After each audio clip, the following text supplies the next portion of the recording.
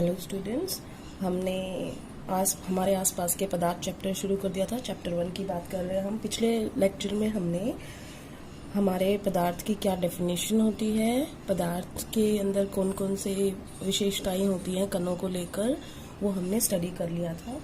तो अब हम आते हैं उनके क्वेश्चंस पर।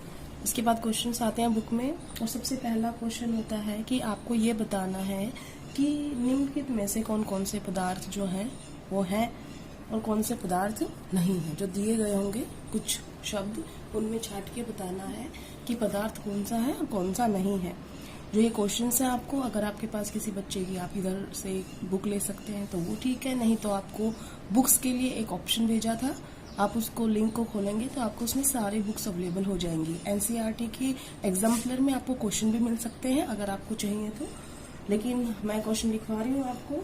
तो पहला जो प्रश्न है वो ये है कि आपने बताना है कि कौन से पदार्थ हैं, निम्नलिखित में से कौन से पदार्थ हैं। तो सबसे पहले हम आते हैं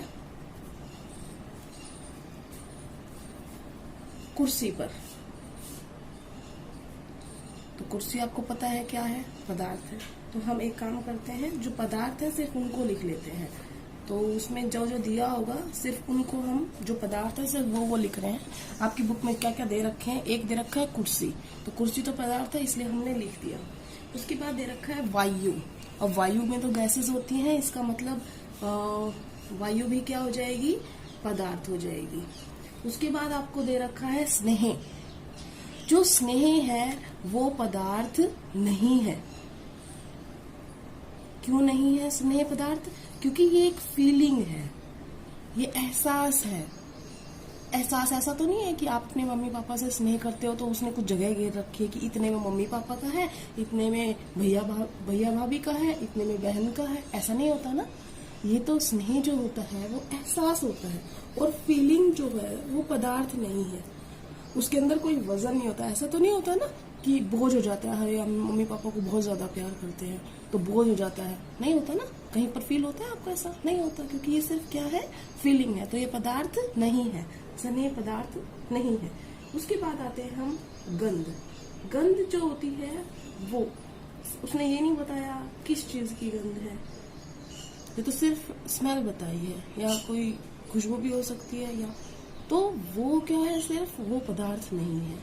अगर वो लिखता कि इसकी गंध, तो हम मान लेते हैं कि वो उस वजह से आ रही है, तो उस कण की वजह से होगा, तो वो भी किस में आ जाएगा, पदार्थ नहीं में। उसके बाद आ रहे हैं हम घृणा। घृणा भी क्या होती है, घृणा भी एक भावना होती है, इसका मतलब ये भी पदार्थ नहीं है।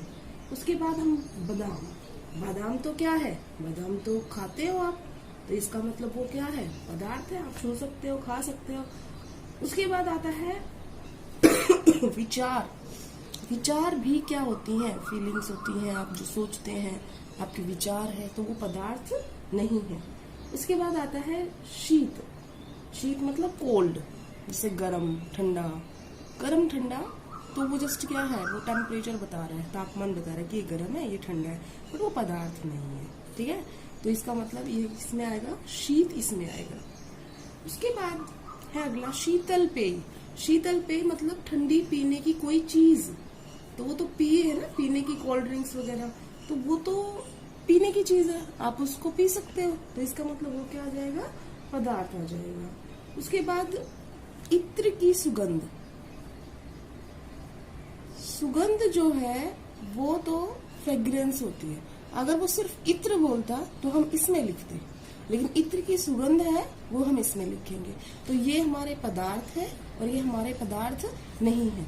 तो हमने सिर्फ पदार्थ बताने थे, तो आपने बस इतना लिखना है कि निम्नलिखित जो दिए गए होंगे सारे लिखने हैं, उनमें से पदार्थ कौन सा नहीं है, कौन से हैं। तो बस उत्तर में आपने ये 4 चीजें लिखनी है, ये पदार्थ है, ये नहीं है, इनको लिखने की भी जरूरत नहीं है, क्योंकि उसने सिर्फ पूछा है कौन से पदार्थ है। दूसरा क्वेश्चन जो है वो ये है कि जब हम गर्मा गर्म खाना बनाते हैं तो उसकी जो सुगंध होती है वो कई मीटर दूर आप महसूस कर पाते हो, लेकिन ठंडा खाना जो होता है उसको आप नहीं इतना दूर से पहचान पाते। ध्यान करो, मम्मी हलवा बना रही है गरम गरम, आप बैठे हो तीसरे कमरे में, सुगंध पहुंच जाती है ना कि मम्मा आज तो हलवा बना रहे हो, तो इसका मतलब वो जो सुगंध पहुंची वो क्यों पहुंची, क्योंकि उस वक्त जो वहां पर आपकी कुकिंग चल रही है। अब वो क्यों पहुंची, अब वही अगर बना के आप स्कूल में थे और मम्मी ने वो आपका हलवा बना के फ्रिज में रख दिया, आप 2 घंटे बाद आए, तो क्या आप बता सकते हो कि ये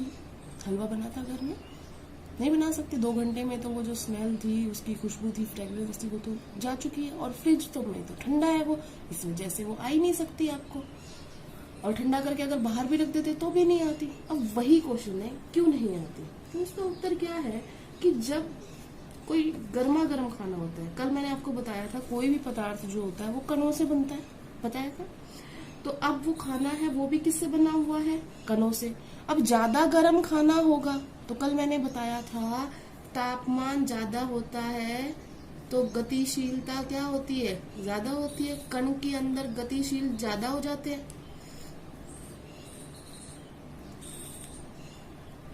इसका मतलब जब खाना गर्म है तो वहां पर तापमान क्या है? ज्यादा है। तो उस खाने के अंदर जो कण है उनके अंदर क्या हो रहा है? गतिशीलता हो रही है, वो मूवमेंट कर रहे हैं। अब तापमान बढ़ने से जब कणों की गति तेज हो रही है तो विसरण की दर बढ़ जाती है।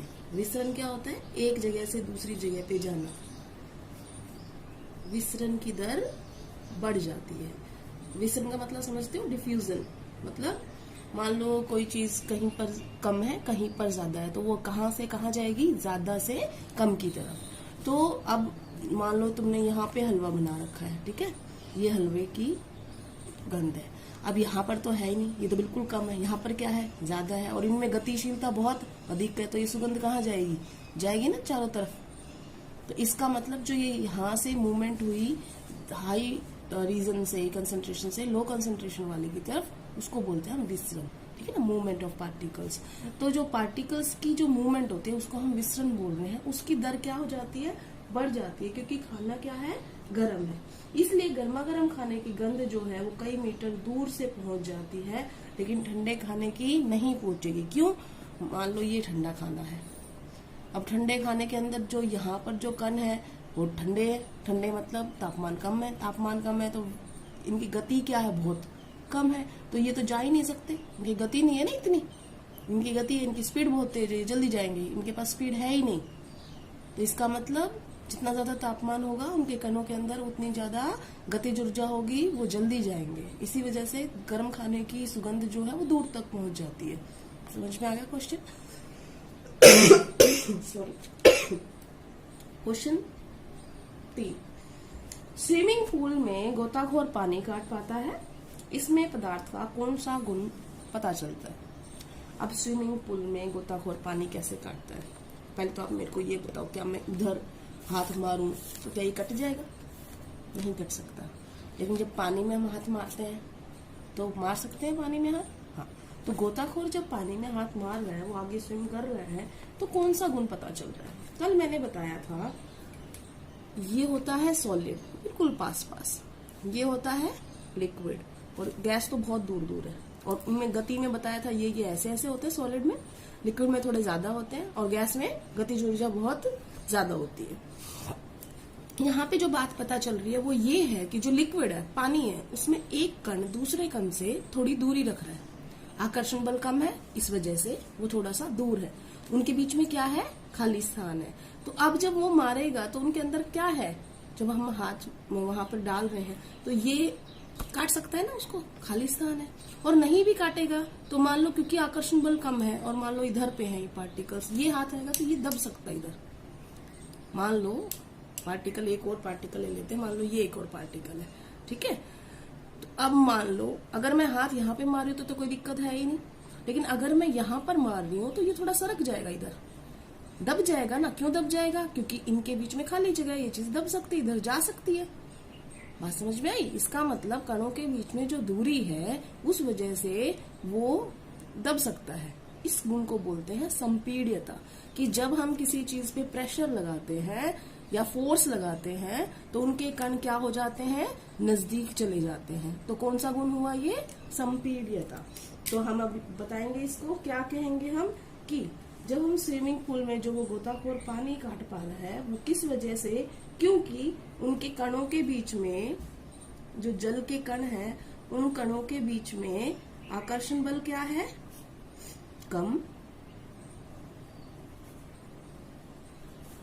और उनके बीच में जो दूरी है, जो कणों के बीच में दूरी है, वो क्या है? ज्यादा। कणों के बीच दूरी है वो ज्यादा है, जिस वजह से कौन सा गुण आएगा? संपीड्यता। बेटा मैं इसमें इम्पोर्टेंट लिख रही हूँ, आपने उसको थोड़ा सा बढ़ा के लिखना है। जैसे आप इसको कैसे लिखोगे इस वाले क्वेश्चन को कि जल के कणों के बीच में आकर्षण बल कम होने के कारण व कणों के बीच में दूरी ज्यादा होने के कारण संपीड्यता का गुण दिखाते हैं, जिसकी वजह से स्विमिंग पूल में गोताखोर पानी काट पाता है। तो मैंने आपको मेन चीजें समझा दी हैं, बाकी आप इतना तो खुद लिख सकते हैं, और नहीं भी अगर आप लिख पा रहे हो तो आपको एनसीईआरटी एग्जाम्पलर में क्वेश्चंस के आंसर मिल जाएंगे। मैं यहाँ पर सिर्फ समझा रही हूँ। उसके बाद ये क्वेश्चन भी हो गया है। तो यहाँ पे कौन सा गुण था? संपीड्यता था, ठीक है ना। तो जब वो पानी को धकेलेगा तो जो उनके बीच में आकर्षण बल है कम होता है, इस वजह से वो उसको काट पाता है। उसके बाद हम आते हैं प्रश्न 4 पर। प्रश्न 4 है पदार्थ के कणों की क्या विशेषताएं हैं। तो कल आपको मैंने ये सारी करवाई थी, ध्यान है। कल आपका जो लेक्चर था उसमें मैंने ये बताया था कि जो पदार्थ होता है कणों से बना होता है, कण बहुत सूक्ष्म होते हैं, हम नेक्ड आई से नहीं देख सकते। पदार्थ के कणों के बीच में रिक्त स्थान होता है, ये सब करवाया था आपके, कि पदार्थ के कण जो होते हैं गतिशील होते हैं, उनके बीच में आकर्षण बल होता है, उनके बीच में दूरी होती है, गतिज ऊर्जा होती है। ये आपको कल करवाए थे, ये आपने खुद लिखने हैं, ठीक है। अब हमने सारे क्वेश्चंस कर लिए हैं, आपने अपनी नोटबुक में ये करने हैं, ठीक है। Thank you.